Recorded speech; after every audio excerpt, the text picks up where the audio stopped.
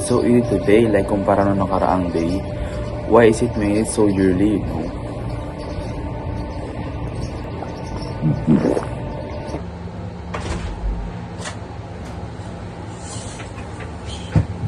Uy, sup pare? Just got home after partying so hard kagabi.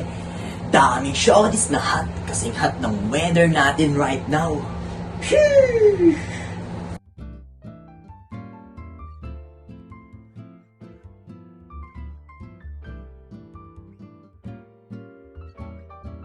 Grabe, it's so hot. Like, there's no sense in having even at all.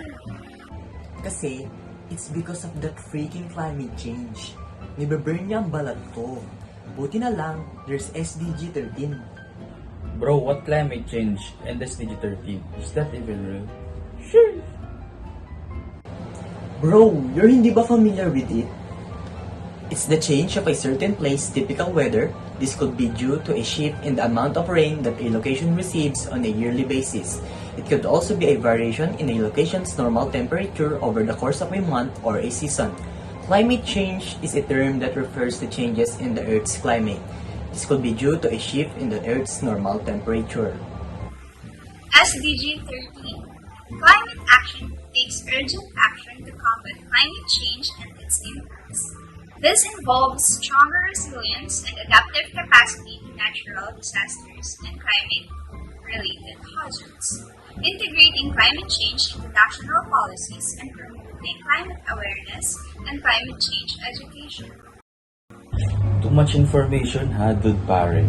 Pero I'm masaya that you guys took the time para explain sa akin yan. Pero like, gusto ko kasi give ng attention about the SDG 13. Like bro, why was that constructed in the unang place? Sige na nga, dude. Be thankful you have kaibigan like us. So, this particular SDG was created due to the several past and current events affecting the world and its welfare. A past occurrence that has been ongoing is the burning of fossil fuels such as coal, petroleum, and natural gas by electric industries to produce energy. Today, 80% of energy is created by burning fossil fuels.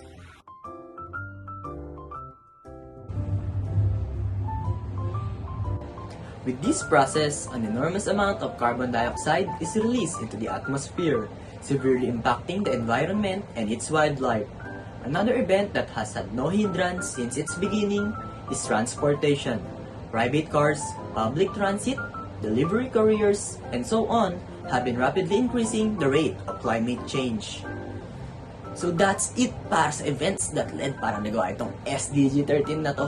Grabe, it's tiring pala ito magpaliwanag, like I'm craving para sa mga neon balls at zigzag, you know? Bro, parang it's too much for me kasi isipin mo naman yung weather right now. So far, following naman ako.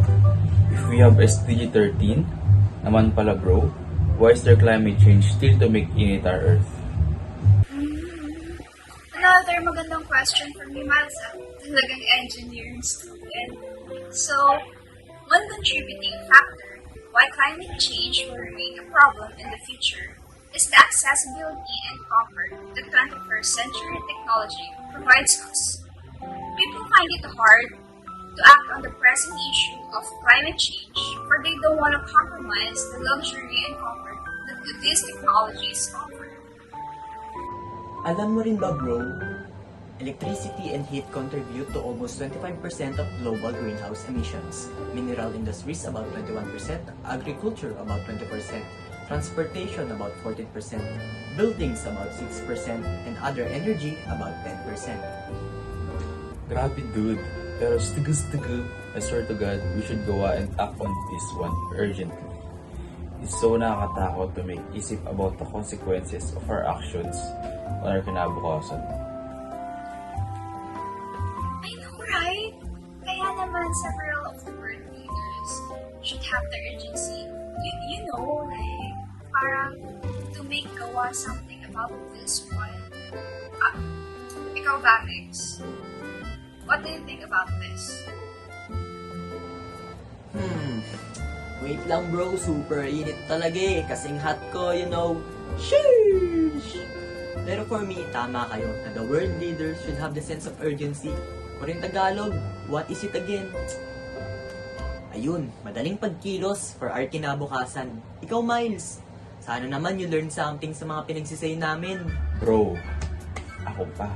Baka miles to.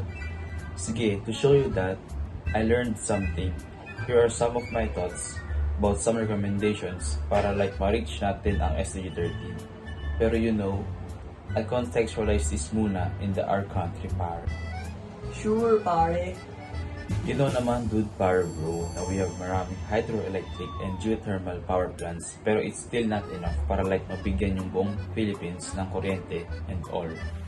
Oo naman, we are aware of that. And so what of it? I think we can, lessen our electrical usage in our household and such for us to distribute the use of energy made by the plants. In the revolutionized world, our form of transport is primarily private vehicles that emit greenhouse gases. And I think we should transform our way of transportation and support public transportation such as jeepneys, buses, and PUVs. Though, we don't want to forget our bicycles that can also help us be on the move, and importantly, how it doesn't emit any greenhouse gases. The way we also eat leaves a carbon footprint, and ideally we should support locally made foods and buy sustainable. We'll be assisting local small businesses and farmers while also decreasing fossil fuel emissions from transportation and cold chain storage. Try producing your fruit, veggies, and herbs to take it a step further. They can be grown in a garden, on a balcony, or a window sill. To get others engaged, start a community garden in your neighborhood.